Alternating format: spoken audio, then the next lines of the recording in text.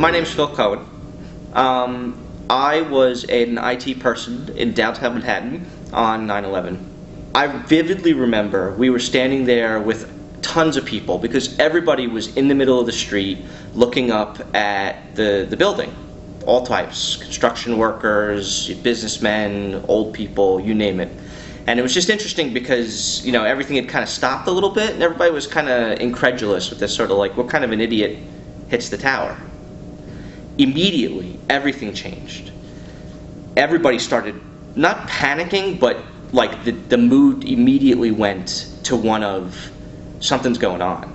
This isn't some idiot that's just accidentally hit a tower. This is, we just watched another plane hit another building in Manhattan, and then the running began, and the screaming began, and paper flying everywhere, and glass everywhere.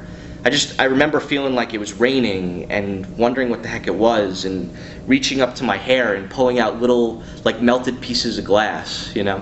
I basically joined this sea of humanity, kind of slowly making its way downtown, because things weren't exactly running right, and nobody knew exactly where to go, and everybody had been dumped out of their buildings at once. So I made it to the ferry, and I managed to make it onto the boat, and I remember vividly, I was on the top deck of the boat, on the deck, and the people were so packed into the boat that I couldn't even get into the boat really if I wanted to try.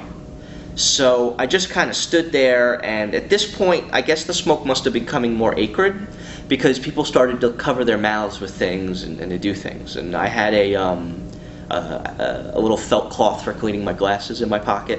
I covered my mouth with that.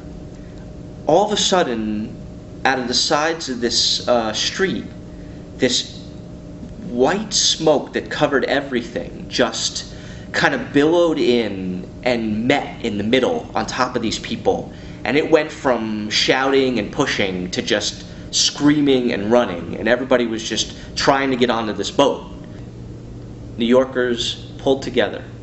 I watched a big construction worker pick an old lady up off the ground in the middle of that scrum, and you saw more things like that. I mean, I know it looks like empty gestures, you know, Republicans talking to Democrats and getting the war on track and all that. But the bottom line is that for once, people worked together because there was a good darn reason to do it.